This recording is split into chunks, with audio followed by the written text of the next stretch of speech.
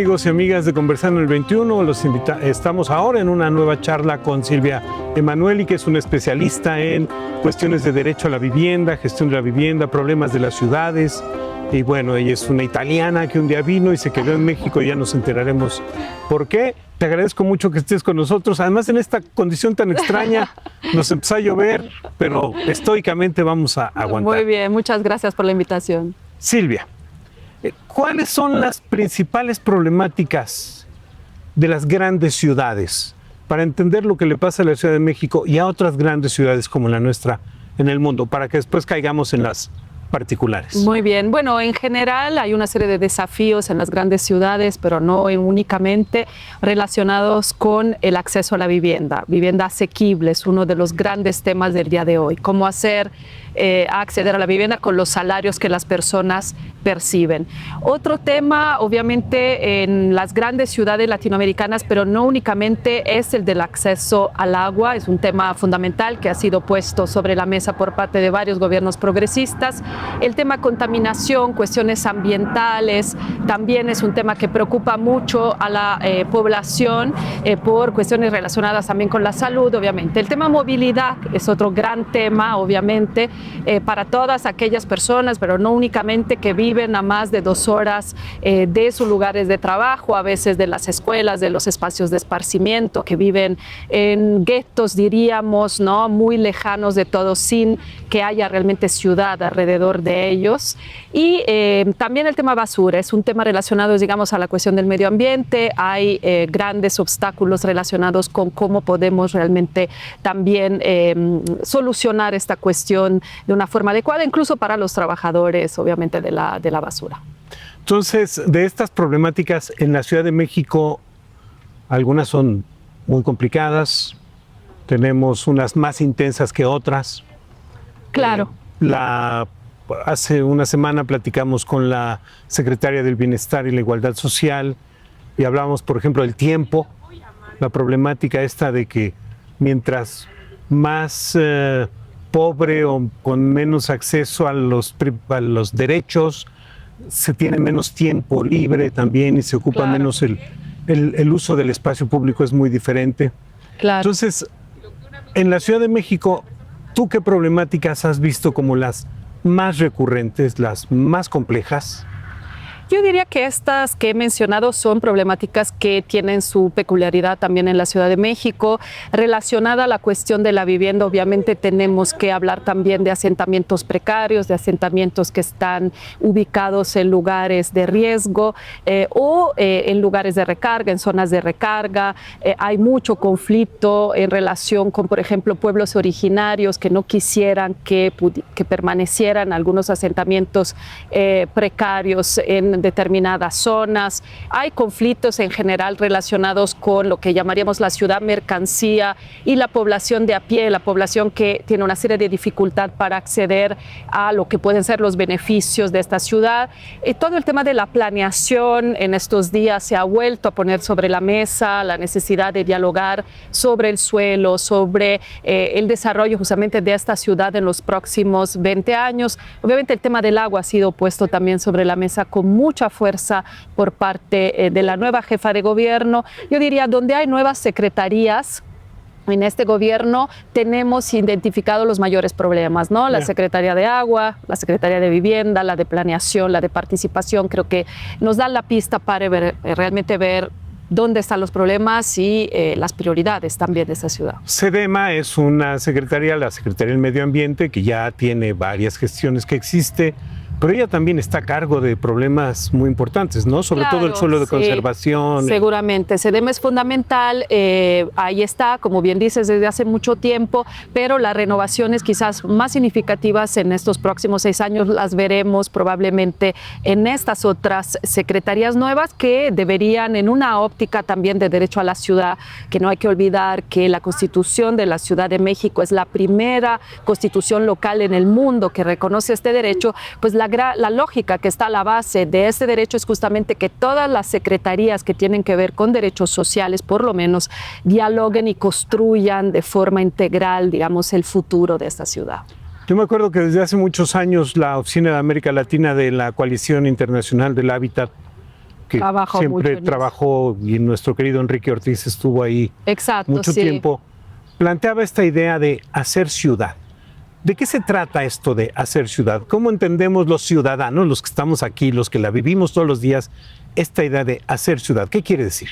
Bueno, el derecho a la ciudad o esa idea de hacer ciudad que también construimos mucho juntos con el movimiento urbano popular tiene que ver con reconocer la fuerza creativa y la necesaria autonomía que debería tener la ciudadanía, pero no solo, quienes transitan incluso en esta ciudad, para poder moldear la ciudad conforme a sus necesidades, conforme a sus derechos, como decíamos, en una visión paraguas, en una visión muy integral, que incluso obviamente incluye los derechos civiles y políticos. Entonces, es rescatar esa capacidad que la población ha tenido durante tanto tiempo de construir ciudad, incluso a donde el Estado no llegaba, ¿no? Seguimos teniendo ciudades en América Latina que han sido construidas por más de la mitad, digamos, por la población organizada. Eso quiere decir, de forma muy resumida, hacer ciudad, y hoy tenemos ese concepto del derecho a la ciudad justamente en la Constitución de la capital del país. Entonces tiene que ver con estas maneras de la gente de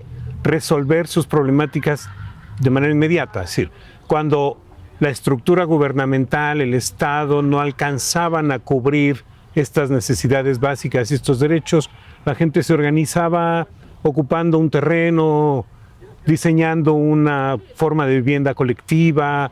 La autoconstrucción, me imagino que tiene mucho que ver con la eso. producción social del hábitat se basa en ese reconocimiento de la capacidad de las personas realmente de solucionar sus problemas, y por lo tanto se relaciona y plantea la necesidad de garantizar una participación muy activa de la ciudadanía, diríamos con voz y voto, no únicamente digamos una participación que tiene que ver con la pura consulta, una democratización radical de lo que son los temas relacionados con la ciudad, justamente en el ámbito de la planeación. Una de las grandes cuestiones es cómo garantizamos la participación de una ciudadanía consciente que ha solucionado sus problemas. No nos queremos quedar con lo que ya hay. El Estado tiene que apoyar estos esfuerzos, pero lo tiene que hacer justamente a partir de esta óptica integral del derecho a la ciudad.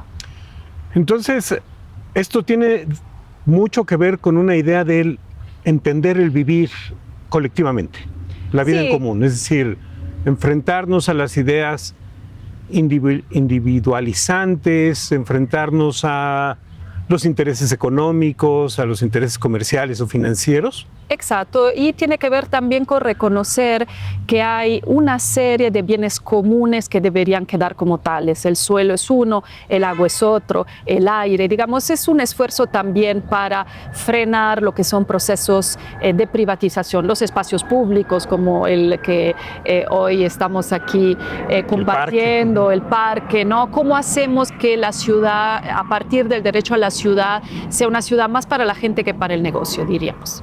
Ya. Y cuando pensamos en negocio y recursos financieros y el beneficio comercial, hay dos términos que de hace un tiempo a esta parte están jugando mucho en la problemática, no solo de esta ciudad, prácticamente de todas las grandes ciudades del mundo, que es la gentrificación y la turistificación. Exacto. Y hay otro que es la financiarización, muy complejo. Muy complejo también de transmitir. Cuéntamelos. Mira, la gentrificación es un concepto que en realidad se desarrolló por primera vez en el siglo pasado, en los años 60, y tuvo como objetivo describir una situación que se estaba dando en ese entonces en la centralidad de Londres, en las centralidades, a donde la persona, la socióloga que analizó el fenómeno, identificó que había una sustitución de una población obrera con otra que es una población que era una población burguesa. Por eso el concepto de gentry, ¿no? Aburguesamiento. Sí, aburguesamiento le llamaban. Exacto, le llamaban aburguesamiento. ¿De qué derivaba esta situación? No era casual, ¿no? Muchísimas veces la mayoría está relacionada con la decisión de la propia ciudad, por ejemplo, de invertir en un mejoramiento barrial, de poner un parque, de mejorar la ciudad. Podríamos decir que cualquier mejora de la ciudad desafortunadamente lleva consigo, si no se toman medidas para que esto se evite, crecimiento, por ejemplo, de los precios del suelo. Recordarás el bando 2.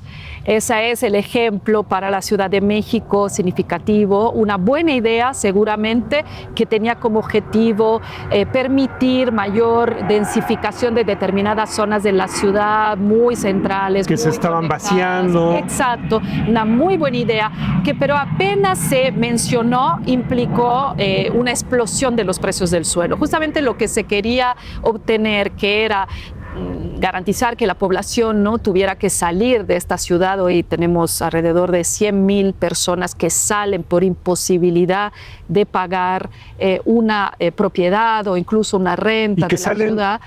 Básicamente a la periferia de la ciudad. A la periferia. O de plano a otras ciudades. También otros estados. Ya, okay. Exacto. Entonces, cada mejora, en este caso el bando 2, pero podrían ser incluso las utopías, desafortunadamente, cada mejora que la ciudad pone en práctica, en el momento en el cual no está acompañada de medidas para frenar los precios, para impedir que la pequeña tiendita que podría beneficiarse de estar frente a un parque público sea sustituida por un Starbucks, por decir, si no tenemos estas medidas, cualquier mejora puede en un momento dado, sobre todo en las centralidades, implicar esta sustitución poblacional. Entonces, un fenómeno antiguo, hay muchas personas que me preguntan, bueno, pero hay aspectos positivos en la gentrificación. Yo diría el concepto original de por sí ha sido muy analizado por sobre todo la academia, pero no lleva adentro, digamos, un aspecto positivo. Nos está hablando de un problema, yo lo mantendría así. Lo que hoy, por otro lado, está preocupando muchísimo a la población de esta ciudad es la turistificación, que es la más evidente. Hay, claro, fenómenos de gentrificación, pero la turistificación implica la sustitución de una población que viene de otros países en determinadas zonas por la que estaba originalmente, con aspectos raciales, económicos que se cruzan, ¿no? Entonces, la Condesa, la Roma, la Juárez, pero siempre más colonias también en la cual escuchamos hablar inglés, vemos sobre todo población externa. Los menús en los restaurantes están en inglés, totalmente. Hay anuncios en inglés. Se volvió muy famoso. Salsas que no pican. Las salsas que no pican, o de la que pica y la que no pica. Se volvió famoso este video del camión del que recoge la basura, los electrodomésticos y demás de desecho, sí, cantándolo en inglés, ¿no? Cosas como esta. Es la sustitución de la población extranjera por arriba, digamos, de la población que vivía originalmente en la ciudad. Este es un aspecto de la gentrificación según algunos, es un fenómeno en parte diferente según otras personas. Entonces, gentrificación implica la sustitución de habitantes. Exacto. Y la turistificación es más bien... Son similares, diría, pero por un lado... Pero no hay una permanencia. Diríamos, el primer concepto se empleó para hablar de habitantes de la misma ciudad, de la misma nacionalidad, por así decirlo, pero con mayor capacidad adquisitiva sobre otros de otra clase social. La turistificación tiene como elemento extra el hecho que esta sustitución no está hecha a fuerzas por personas que aquí viven, con mayor capacidad adquisitiva, sino por personas que vienen de fuera, por turistas, que pueden ser nacionales, pero que están siendo sobre todo de otros países. Los nómadas digitales han ocupado muchos edificios. Exacto. Los rentan, están aquí 2 o 3 meses, se mueven, regresan, ese lugar es ocupado por otro. Exacto. Y afecta de alguna manera la vida cotidiana de quienes sí habitaban o habitan ahí. Sí. Y o además, algunos salen y regresan a hacer otros servicios, pero ya no los oficios que tenían antes. No pueden vivir ahí o no pueden tener la tiendita que ahí tenían porque ha sido sustituida o porque en general los precios aumentan, entonces también puede haber efectos sobre el propio predial, por ejemplo, y las personas además pueden en un momento dado tomar la decisión de irse porque está cambiando todo lo que tiene que ver con casi las costumbres, ¿no? Lo que puedes encontrar efectivamente para comer en un determinado lugar. Ya no era lo que encontrabas previamente, sino son incluso platillos internacionales. En fin, hay efectos sociales, económicos, culturales. Estos barrios muchas veces se transforman, en otros países se dice, en una suerte de disneyficación, o sea, Disneylandias locales, ¿no? Que un poco modifican el propio sabor, digamos, la propia cultura local.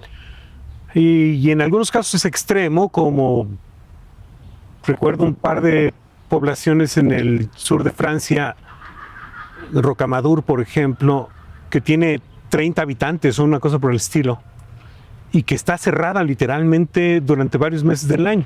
Y es solo hasta que viene el verano cuando vienen los visitantes, pero después cierran otra vez y es sí, exacto. O la situación de Barcelona, ¿no? Barcelona es un caso. Exacto. Yo creo que, mira, hay 6 ciudades italianas hoy que tienen más vivienda para el turismo que viviendas para quienes viven en la ciudad de forma estable y pagan impuestos. Eso es otro elemento fundamental que ha sido subrayado. ¿Quién hace funcionar esta ciudad? ¿Quién paga los impuestos de esta ciudad? Pues normalmente quien aquí vive, quien aquí trabajan. No el nómada digital, que incluso puede tener una visa turística de larga, digamos, duración, que le permite en ciertas condiciones no pagar nada aquí, paga impuestos en su país y gana más del 50% de sus ingresos en otro lado.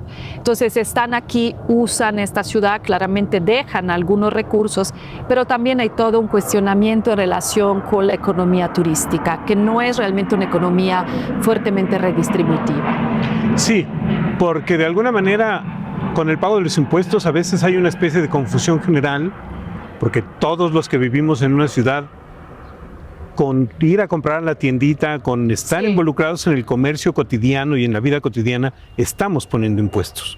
Y el turista de pronto no está aportando en ese sentido. Exacto. Y obtiene todos los beneficios de todos los... Desplaza a los demás. Exacto. Entonces, estas condiciones han complicado aún más la circunstancia en la ciudad.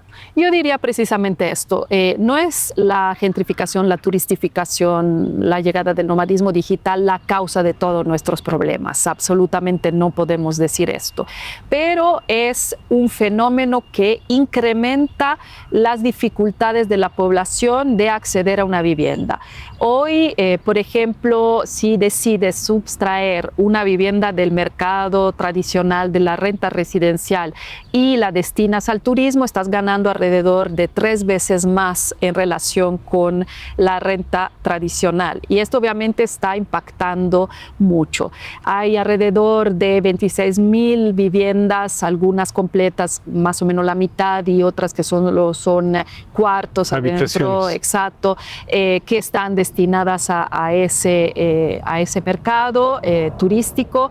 Pero el fenómeno, si bien podría parecer limitado, porque tenemos un parque habitacional en la ciudad de alrededor de 2 millones de viviendas, entonces se nos dice muchas veces a la sociedad civil, bueno, pues es un tema muy limitado, pero deberíamos también ver cómo ha crecido el fenómeno.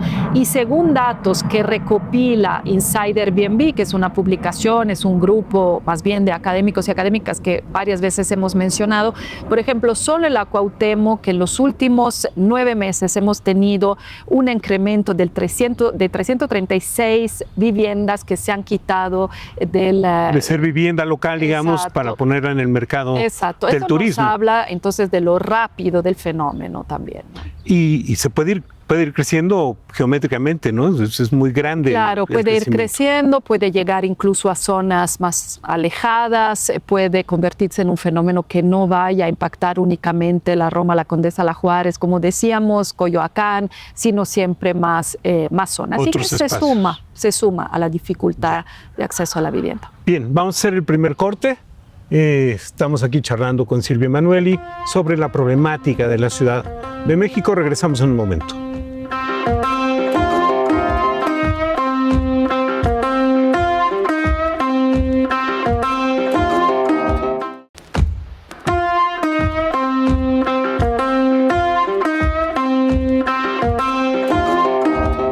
Bueno, estamos aquí de regreso con Silvia Emanueli platicando sobre problemáticas de la ciudad, la gestión de la vivienda, y iniciábamos haciendo como una mirada general de las grandes problemáticas. ¿Cuáles son las tareas que tú dirías, o más bien no las tareas, las acciones de diferentes segmentos de la población en la ciudad que contribuyen tanto al deterioro como al beneficio o el cumplimiento de estos derechos? Es decir, por un lado hay esquemas financieros que solo están pensando en el valor de mercado, en el valor de suelo, que les tiene muy sin cuidado la función de la vivienda. otros habitantes que circulamos en automóviles y cada vez exigimos más servicios y vías más anchas y el tráfico se va complicando, el transporte público tiene lo suyo, en fin. ¿Cuáles son todos estos valores que están en juego? Mira, yo creo que en general cuando hablamos de ciudades de derecho, y esta ciudad muchas veces se ha planteado, ¿no?, como una ciudad de derechos o la ciudad del derecho a la ciudad, como decíamos previamente, siempre el enfoque es el de la prevalencia de los derechos de las personas más vulnerables, la priorización incluso en términos económicos de aquellos gastos que pueden permitir realmente mejorar la vida de estas personas. Si tuviéramos 10, por decir de cualquier cosa, y tuviéramos que evaluar si los ponemos para que mejore la calidad de vida de personas clase media que ya tienen determinado acceso a los derechos, o la calidad de vida de personas con menores recursos y que tienen una gran dificultad de acceso a los derechos, según los criterios de derechos humanos deberíamos priorizar más bien los primeros, las personas más vulnerables. Entonces, eso creo que nos va a dar una pista significativa de qué hay que priorizar. Hay que hacer ponderación, digamos, en estas situaciones. Hay muchos desafíos y yo creo que también la ciudadanía, como hablabas de los diferentes actores que están en la ciudad, tenemos que estar siempre alertas, siempre organizados, siempre participativos y participativas ahora en el nuevo proceso de todo lo que tiene que ver con la planeación para realmente poder participar, opinar, dar propuestas y ver cuáles son los problemas reales. Con frecuencia nos plantean los medios, algunos comentaristas, nosotros mismos hacemos afirmaciones sobre si esto va a tener o no solución. Que la cosa está tan difícil que no sé si esto va a arreglarse. De pronto hay como una espectacularización de los conflictos. ¿Se puede resolver? Es decir, ¿cómo estamos pensando en cómo se resuelven estas cosas a nivel mundial? ¿Qué está pasando? De pronto uno en las redes sociales ve que en tal ciudad de Europa rehabilitaron un río que había estado cubierto por una carretera y las fotos aparecen por ahí, todo el mundo dice, hagámoslo.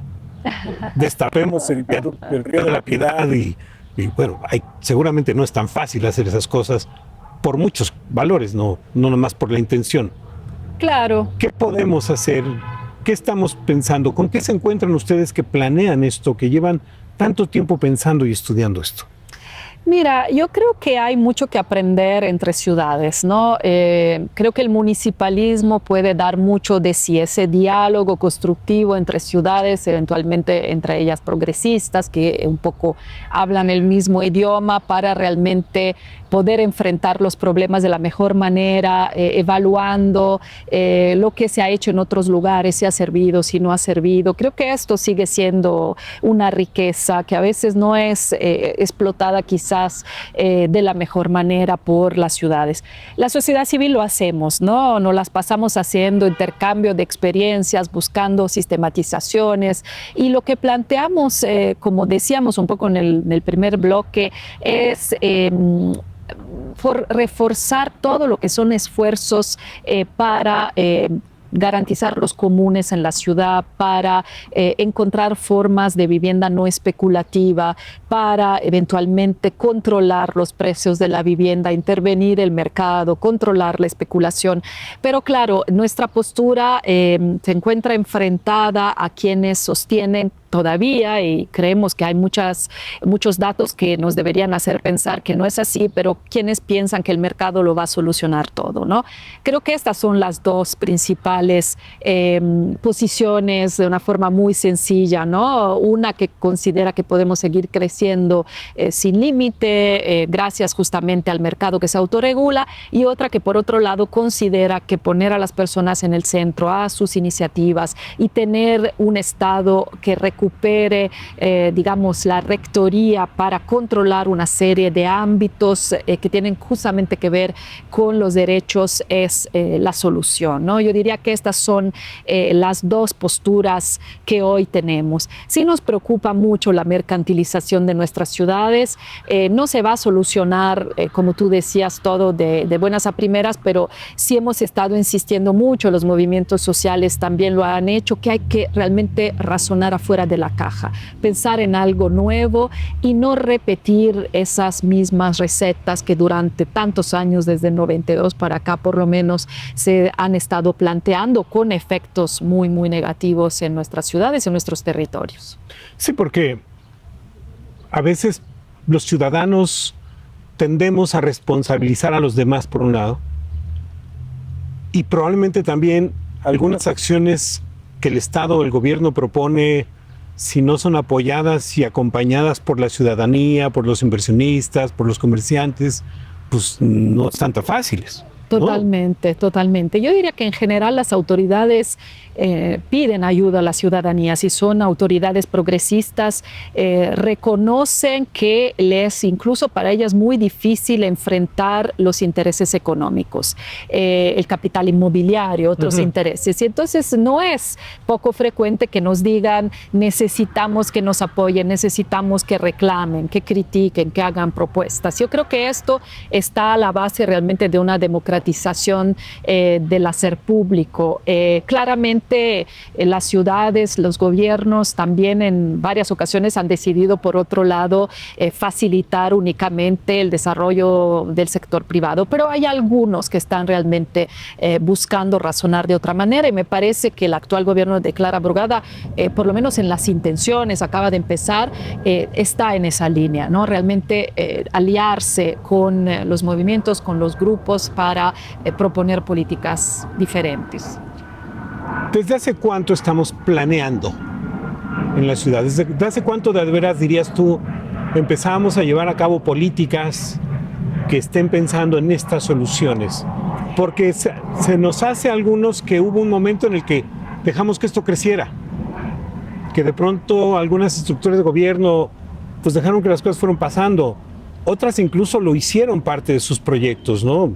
Muchos de los espacios de suelo de conservación ocupados por invasiones pues estaban asociadas a venta de votos o a compra de votos, ¿no? Había como ciertas estructuras clientelares que provocaban ciertas circunstancias para un beneficio electoral inmediato y al rato pues a ver quién se hacía cargo del problema.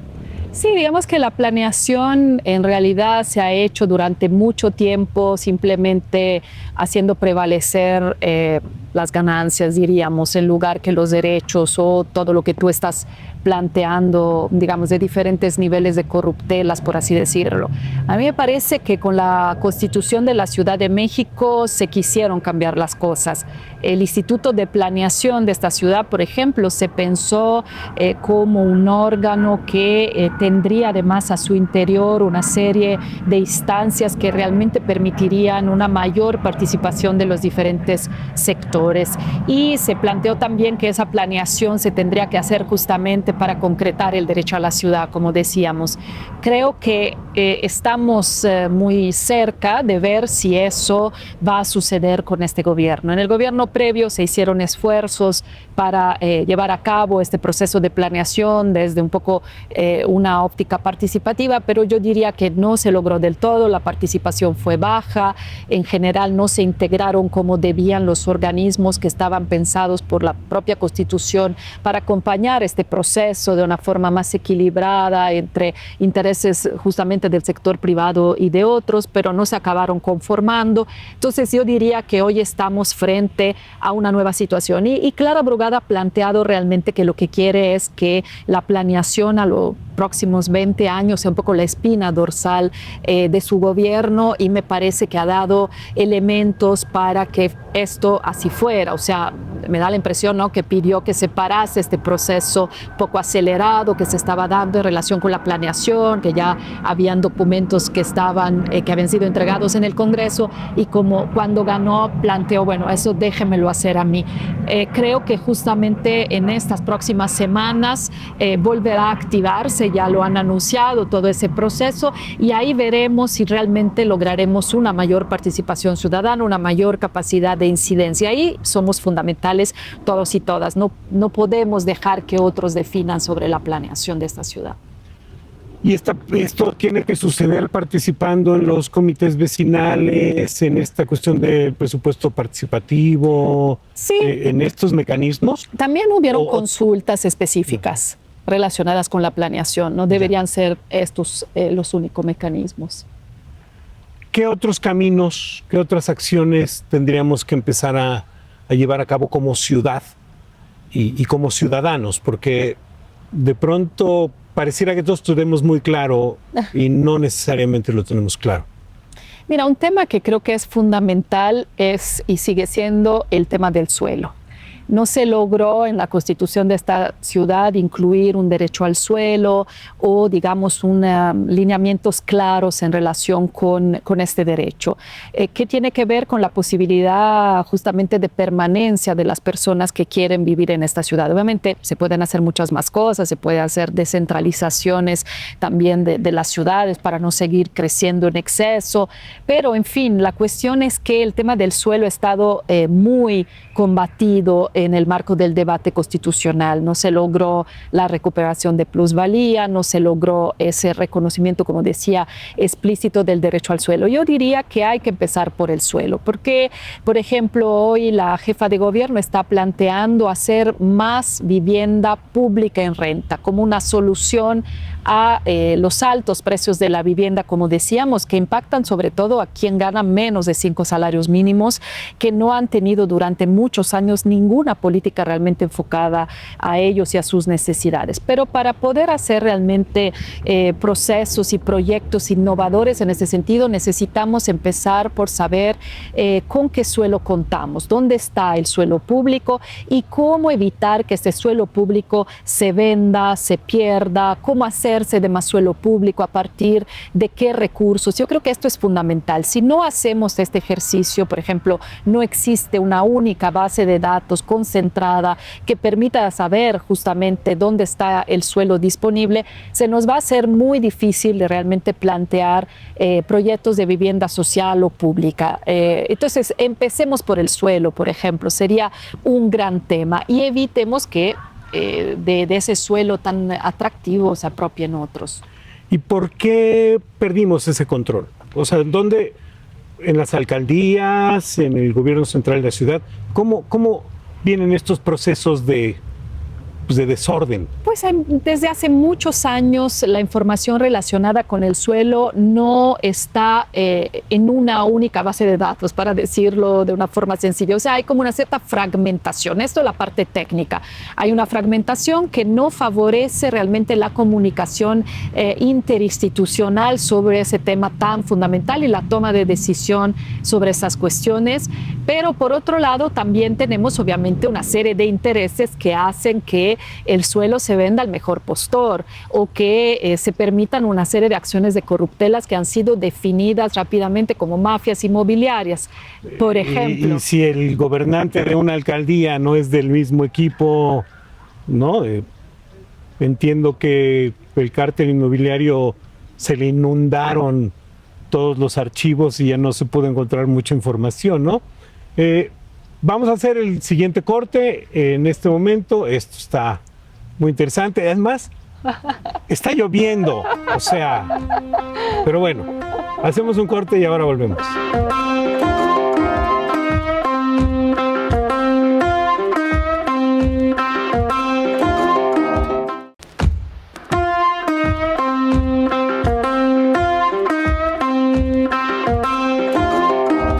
Bueno, estamos aquí de regreso en Conversando en el 21. Como se pudieron dar cuenta, nos empezó a llover. Estamos en noviembre, no tendría que haber llovido, pero bueno, llovió, hicimos una pausa, hace más frío, Silvia se puso ya su chamarra, entonces si se rompe la continuidad no se preocupen. Seguimos con lo que estábamos platicando de estas grandes problemáticas de la ciudad y demás. Y veíamos un poco lo de la planeación.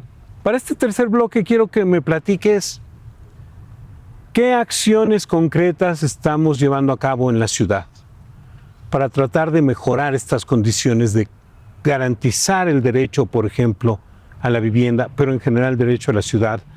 Proyectos como el de que la ciudad está pensando en construir vivienda para renta, para jóvenes estudiantes, con esa especificidad, para que no caiga dentro del mercado, aunque por lo que nos decías al principio, pues puede ser que ahí al lado hay otro edificio que empiece a inflar precios y la localización siempre es muy importante.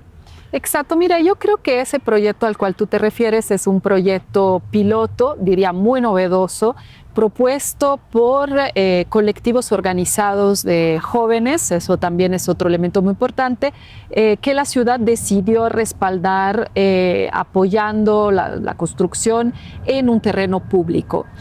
Será un proyecto construido por la propia ciudad, por lo que entendemos. Se hicieron una serie de reflexiones, incluso arquitectónicas, como favorecer que sea un espacio que garantice lo colectivo, lo comunitario de alguna manera. No sabemos todavía si realmente va a ser así, pero las reflexiones se dieron, se pusieron sobre la mesa por parte de las juventudes y por parte de las personas, los arquitectos y arquitectas que los apoyaron. Va a ser un proyecto de 58 viviendas muy bien ubicado, justamente en la centralidad, muy conectado y que está justamente enfocado a quienes las políticas públicas enfocadas en dar créditos normalmente no han pensado en todos estos años o no han llegado. Son las poblaciones juveniles que además ganan entre 1 y 2 salarios mínimos, entonces serán estudiantes, serán madres solteras, que podrán acceder a esta vivienda por un tiempo limitado de alrededor de 8 años, por lo que entendemos, y además otra cosa relevante es que pagarán solo el 30% de sus ingresos para la renta. Eso también es muy, muy significativo porque realmente estamos hablando de rentas muy bajas. Entonces es un proyecto muy relevante que espero se pueda reproducir también. Y suena muy interesante que el valor del pago sea en función del salario y no del precio de la vivienda.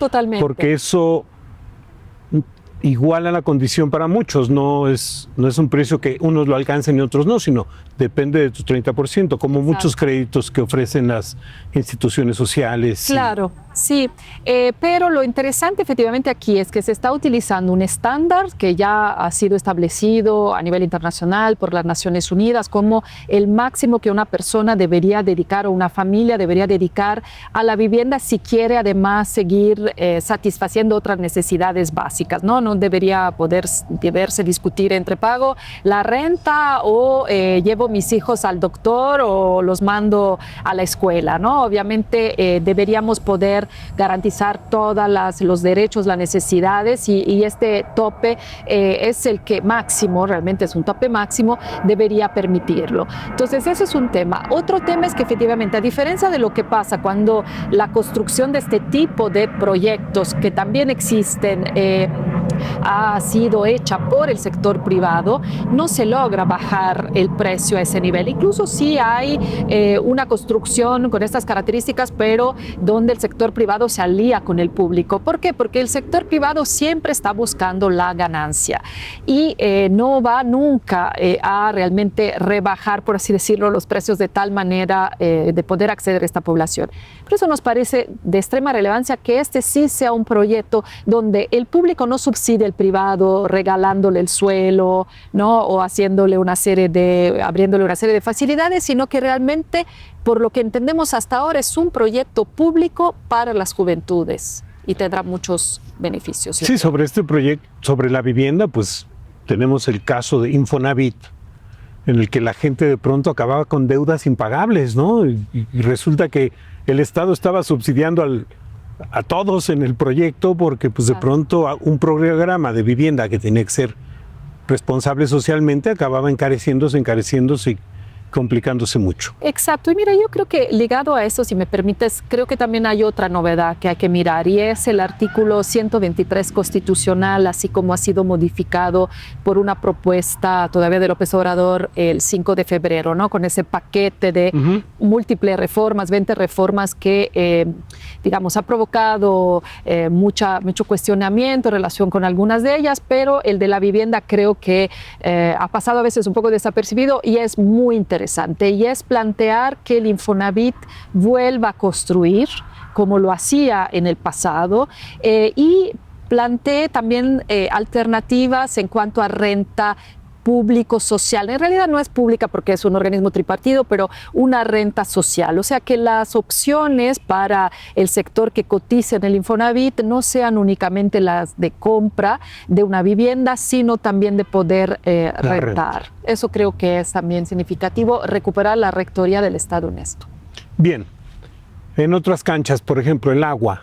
¿Qué estamos pensando hacer? Mira, el agua es un temazo que la jefa de gobierno ha puesto sobre la mesa. Tenemos que recordar que en Iztapalapa realmente una de sus luchas principales ha sido la del agua.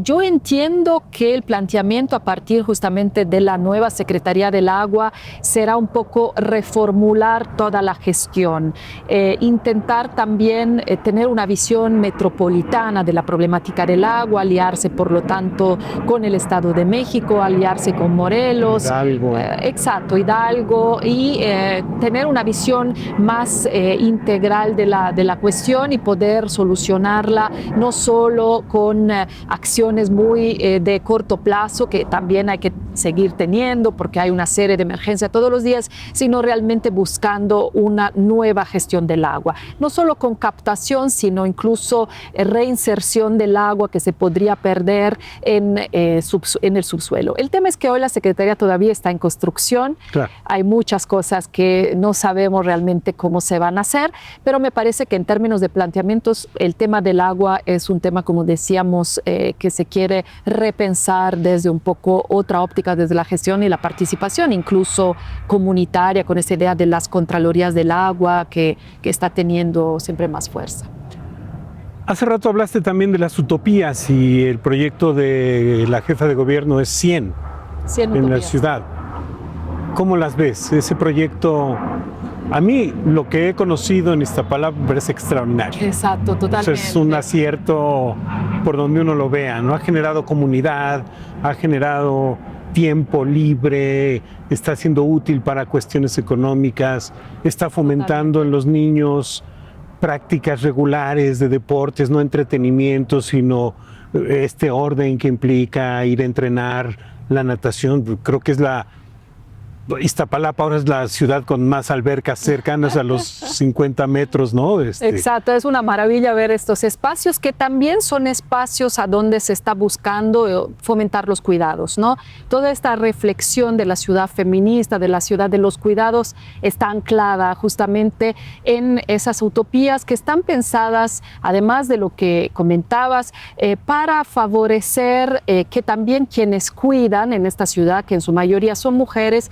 encuentren espacios de descanso, de esparcimiento, puedan, por ejemplo, formarse, seguir formarse, mientras los hijos o las hijas hacen sus actividades deportivas, tener un espacio a donde lavar la ropa, comprar incluso comida muy económica para llevarla a la casa. En fin, realmente creo que las utopías son muy relevantes también desde este punto de vista. Creo que todo lo que es la ciudad feminista también da una serie de respuestas a las problemáticas que tenemos y lo que tiene que ver justamente con la necesidad de visibilizar que nuestras sociedades pueden funcionar como funcionan también gracias al trabajo invisibilizado y no pagado de muchísimas personas, entre ellas mujeres. Yo creo que en ese sentido es muy interesante que las utopías puedan proliferar. Ya existen diálogos muy buenos, muy fructíferos entre estas experiencias, las manzanas de cuidado de Bogotá, otras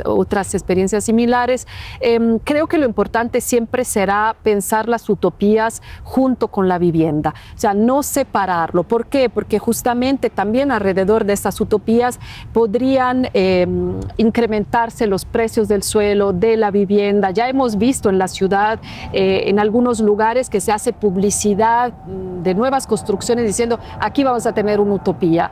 Lo que hay que entonces hacer... el edificio lo vendo más caro. Exacto, entonces lo que hay que hacer es es realmente mantener el objetivo principal, que ha sido el de acercar a quienes no pueden ir a un club deportivo, un espacio donde formarse, donde poder hacer deporte, donde poder estar bien en comunidad. No se trata otra vez de transformarlas en espacios, digamos, donde solo algunas personas pueden ir. Entonces, creo que es muy importante pensarlas a la par de la vivienda social, de la vivienda pública. Sí, por muy importante esta idea de lo que implica también de recuperar el tiempo. Totalmente. Del tiempo que podamos dedicarnos a nosotros mismos, a la familia, pero no solo por la necesidad del cuidado, ¿no? Exacto. Supongo que también en el campo de las vialidades y la movilidad creo que han pasado cosas interesantes y... Sí, yo en la movilidad creo que, por ejemplo, todo el planteamiento de los nuevos cablebús está fascinando, ¿no?, a muchas personas de esa ciudad. Se ha vuelto turístico, ¿no? Se ha vuelto turístico, hay cola. Hay cola, ¿no?, para subirse y vamos y decimos, wow, qué maravilla. Sí, o sea, me parece que justamente es una forma relativamente novedosa, ¿no? Hay algunas ciudades que lo han hecho antes de Ciudad de México, como Río de Janeiro, por ejemplo, pero de solucionar un problema fundamental que justamente tiene que ver con la reducción de los tiempos de traslados, como decía, y que tiene un sesgo, digamos, clasista muy significativo, muy importante. Entonces, es otra forma para realmente hacer derecho a la ciudad, yo diría, esta movilidad pensada para quienes viven más lejos. Yo creo que en la movilidad en la Ciudad de México ha habido algunos momentos que han sido sorprendentes, incluso porque de pronto creemos que una solución es la única que hay que hacer. Durante mucho tiempo se exigía más metro, más metro, más metro. Y un día traen la idea, es colombiana creo, la idea del Metrobús también, ¿no? Sí. De Caracas. De Bogotá. De Bogotá. Sí. Y Caracas, Venezuela, de Bogotá. Y entonces aparece el Metrobús sobre Insurgentes, la primera línea, se hunde el piso, hay que rediseñar porque no aguantó. Pero hoy es un servicio de muy buena calidad. Digo, yo lo uso recurrentemente, me parece una maravilla. El cablebús se ha vuelto espectacular y ya todos queremos cablebuses en todos lados. Entonces, creo que hemos tenido algunos alcances interesantes por ahí. Sí, absolutamente. Yo creo que en general para todo lo que hemos estado conversando deberíamos tener alternativas varias que se adecúen a las distintas necesidades, a las distintas zonas. También en relación con la vivienda pensamos que debería siempre existir una multiplicidad de propuestas. Está bien la vivienda privada para cierto sector, la vivienda pública para otra, pero sigue existiendo y es necesario mantenerla y reforzarla, la vivienda social, la vivienda que realmente la que nosotros en la coalición llamamos vivienda por producción social del hábitat, que no se trata, no tiene que ver con una vivienda construida por el Estado, pero sí apoyada por el Estado, pero con el control de la ciudadanía organizada, que además está construyendo vivienda para satisfacer una necesidad y no para fines lucrativos. Esa es otra vía también. Supongo además que la vivienda, ya como la unidad en la que se habita, no necesariamente tiene que ser ni igual, ni en todos los espacios igual. La ciudad no es la misma en cada una de sus zonas o regiones y no tendríamos que estar buscando o pensando necesariamente una especie de homogenización. Exacto, totalmente. Sino reconocer las condiciones de cada espacio. No hay recetas, diríamos, no hay modelos. Hay buenas ideas que se pueden aplicar, aterrizar, ajustar a diferentes realidades. Entonces, esta posibilidad de ser flexibles, de ser creativos y creativas, creo que siempre es muy relevante. Hoy un tema que está volviendo a ponerse sobre la mesa después de tantos años de estar en la Constitución, desde 1917, por ejemplo, también es el tema de las cooperativas de vivienda. Hoy se está planteando la posibilidad, frente a esta nueva administración, de tener una ley de cooperativas que incluya las de vivienda. Eventualmente podría hacerse una reforma a la ley cooperativa iniciativa federal o de alguna manera sacar, por así decirlo, a las cooperativas de vivienda de una óptica mercantil, que es un poco de todas formas la que se emplea para las cooperativas en general. Se está planteando algún piloto, algunas iniciativas también para la Ciudad de México, pero creo que frente a esa crisis de vivienda tan grave que deja en todo el mundo a mucha gente afuera de la posibilidad realmente de tener una vivienda adecuada, pensar en esas alternativas, pensar en cooperativas que se convierten un poco en islas frente a la especulación inmobiliaria es fundamental, y espero que este gobierno asuma esa bandera, digamos. Usaste el término producción social de la vivienda, que tiene que ver con una idea de trabajo colectivo, de pensar en el otro, de entender las necesidades del otro. Recuerdo que la experiencia de Palo Alto, allá en la zona de Santa Fe, fue un proceso muy interesante de hace prácticamente 30 años o más. Casi 50. Casi 50 años, sí, en el que hubo todo un trabajo colectivo de diseñar las calles, el número de casas, el tamaño de las casas. Habría que recuperar mucho este sentido. Y yo creo que es muy importante que la ciudadanía asumamos nuestro papel en esta necesidad de la producción social de la vivienda. Es decir, no tengo que estar yo metido con mis manos haciendo una casa, pero entender que puedo incidir, puedo asumir la responsabilidad. ¿Por ahí va la cosa?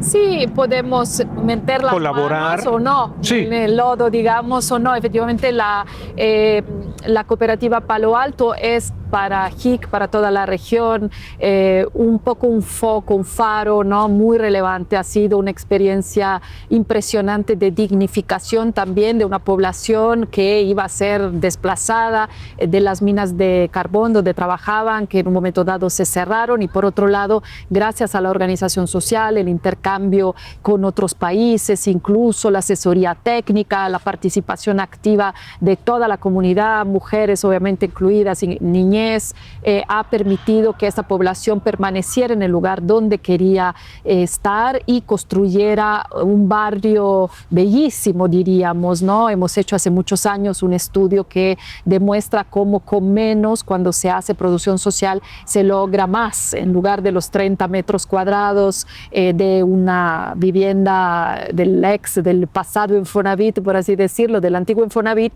viviendas de hasta 100 metros en ocasiones, con un precio más económico, porque son viviendas que pueden modificarse en el tiempo, son viviendas a donde la familia realmente participa, mete su fuerza de trabajo o participa solo en lo que es la toma de decisión sobre su espacio. Ahí incluso hablamos de producción social del hábitat, para referirnos incluso al espacio que está alrededor de la vivienda y a donde se crea comunidad también, ¿no? Claro. Sí, no se trata solo de las paredes dentro de las cuales vivo, se trata de el espacio en el que convivo con los demás, cuando me muevo, cuando hago entretenimiento, cuando estoy pasando el tiempo con la familia.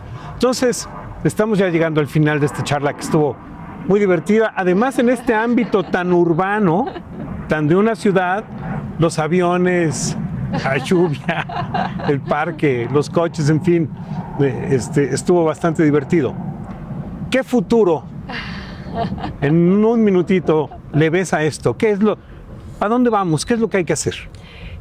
Lo que hay que hacer es atrevernos a cambiar muchas cosas. Yo diría es atrevernos a dar espacios a las buenas ideas, a las ideas colectivas, un poco a la autogestión, no tenerle miedo a la organización social, y sí tener fuerza para también confrontarse con el sector privado. Creo que es fundamental, y creo que este gobierno tiene la intención de ir en este camino, y estamos también de acuerdo con esta visión. En unos años ya podremos dialogar sobre lo que realmente se ha podido hacer, lo que no se ha podido hacer. De 10 se podrá hacer 3, se podrá hacer 4, pero quizás ya sea importante poder avanzar en ese sentido. Pues yo te agradezco infinitamente esta charla, estuvo muy rica.